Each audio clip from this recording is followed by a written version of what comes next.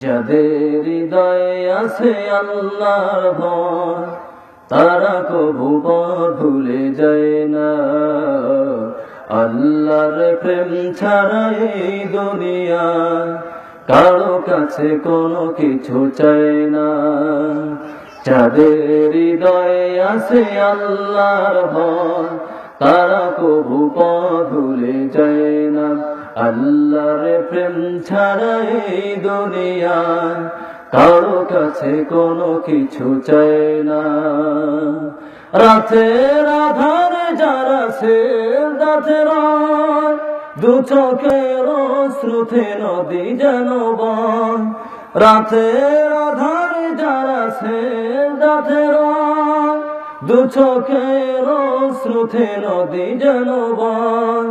ছলনার হাত চালে যতই আসুক, ছলনার হাত চালে যতই আসুক, পিছনে ফিরেও তাকায় না।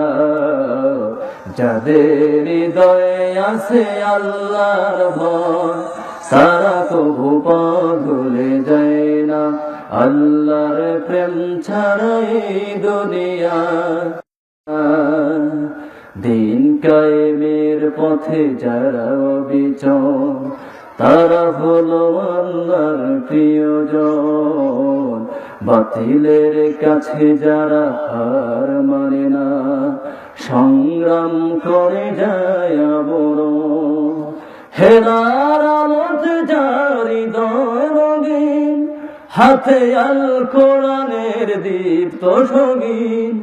হেরার আলোতে যার হৃদয় রঙিন, হাতে আল কোরআনের দীপ্ত সঙ্গীন। সত্যের পথে যারা নিবেদিত প্রাণ, সত্যের পথে যারা নিবেদিত প্রাণ, আর আল্লাহ ছাড়া কাউকে ভয় পায় না।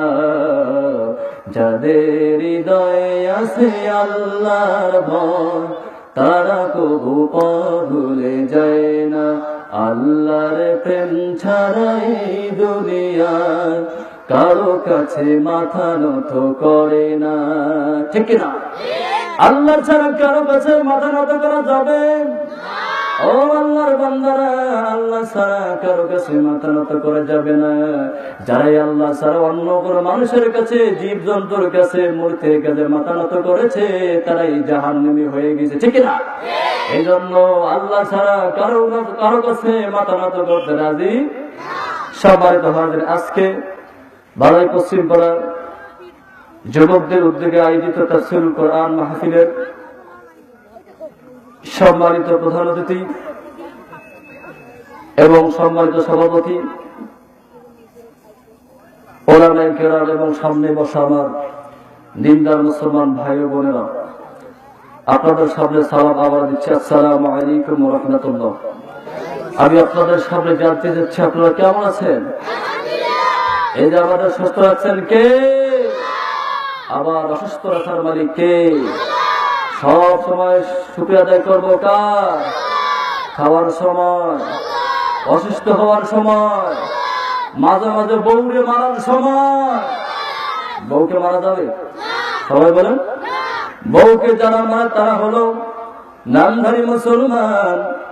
কখনো বিশ্ব নবীজি তার স্ত্রীর শরীরে কখনো হাত উঠে নেয়। বিশ্ব নবীজির চারিত্রিক দিকে তাকান, বিশ্ব নবীজির জীবনী পড়ে।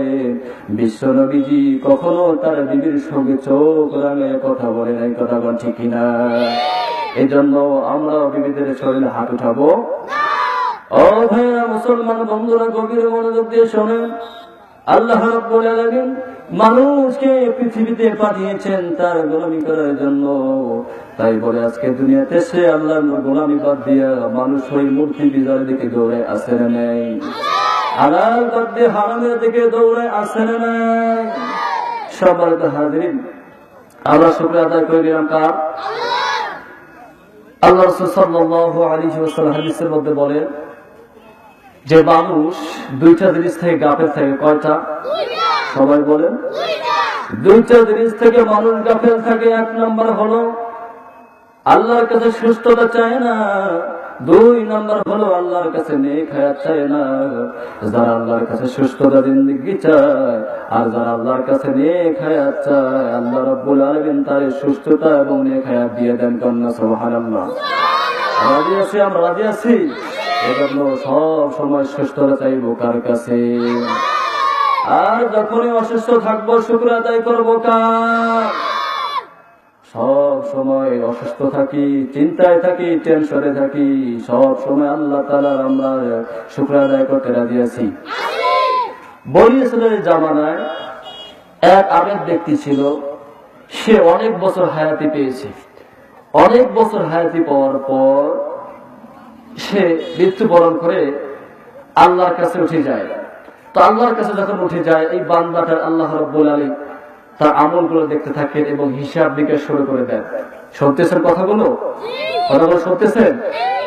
তো এক পর্যায়ে যখন আল্লাহ তার আমলগুলো দেখলেন যে এই ব্যক্তিটা অনেকগুলো আমল করেছেন, তার বিনিময়ে আল্লাহ তাকে জান্নাত দিলেন। তো এমন তো অবস্থা আল্লাহ রাব্বুল আলামিন বললেন, ও আমার বান্দা, আমি আল্লাহ তার রহমত নিয়ে তুমি জান্নাতে প্রবেশ করো। কন্যা সুবহানাল্লাহ। শেষ করে দেব। তো আল্লাহ রাব্বুল আলামিনের কাছে যখন এই বান্দাটা শুনলেন যে আমার রহমত নিয়ে জান্নাতে প্রবেশ করো, তখন এই বনি ইসরাইলের সম্প্রদায়ের লোকটা আল্লাহর কাছে বলল, আল্লাহ, আপনার রহমত নিয়ে জান্নাতে যাব মানে? আমি তো আপনার গোলামি করেছি, এই জন্য তো আপনি আমাকে জান্নাত দিয়েছেন। আমি আপনার ইবাদত করেছি, আমি আপনার দাসত্ব করেছি, এর বিনিময়ে আমি জান্নাত চাই। আল্লাহ, আপনার রহমত তো আমি চাই না।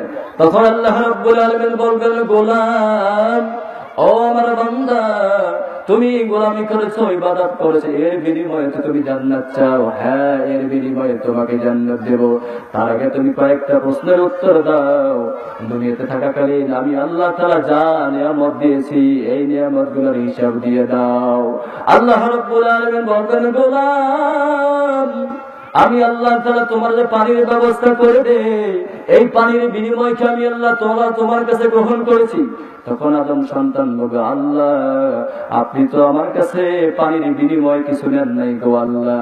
তখন আল্লাহ বলবে, ও গোলাম, সারা জিন্দেগিতে যে পানিগুলো ব্যবহার করেছো, এর বিনিময় দিয়ে তুমি আজকে জান্নাতে চলে যাও।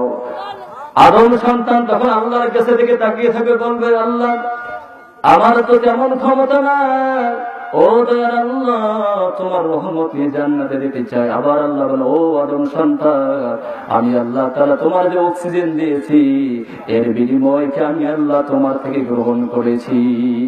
তখন আদম সন্তান বলবে, আল্লাহ,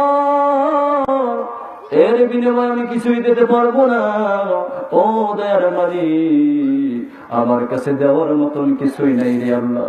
তখন আল্লাহ রাব্বুল আলামিনের কাছে যখন এই কথাগুলো বলবে, আল্লাহ রাব্বুল আলামিন বলবেন, গোলাম, ও আমার ফেরেশতারা, এই ব্যক্তি জান্নাতি হয়েছিল, আমি আল্লাহ তাআলা এই ব্যক্তিকে জাহান্নামী করে দিলাম। নাউযু বিল্লাহ। যখন ফেরেশতারা টানতে টানতে যখন আদম সন্তানকে জাহান্নামের দিকে নিয়ে যেতে থাকবে, এমন তো অবস্থায় আল্লাহর কাছে ডাক দিয়ে বলো, ও মালিক, তুমি না দয়াময়, তুমি না গফুর রহিম গো আল্লাহ। ও দয়ার আল্লাহ, তোমার রহমত নিয়ে, তোমার করুণা নিয়ে জান্নাতে যেতে চাই। তখন আল্লাহ রাব্বুল আলামিন ফেরেশতাদেরকে ডাক দিয়ে বলবেন, ও আমার ফেরেশতারা, ও আমার মালায়েকেরা, দাঁড়াও, দাঁড়াই যাও। যখন আমার বান্দা আমার রহমত নিয়ে যেতে চেয়েছে, আমি আল্লাহ তাআলা মাফ করে দিয়ে তাকে জান্নাতের মধ্যে ঢুকাই দিব। সুবহানাল্লাহ। এই জন্য সব সময় শুকরিয়া আদায় করবো কার? খাওয়ার সময়, অসুস্থ থাকার সময়, সব সময় প্রশংসা করবো কার? এই বলে আমার বক্তব্য শেষ করে দেওয়া। আলহামদুলিল্লাহি রাব্বিল আলামিন।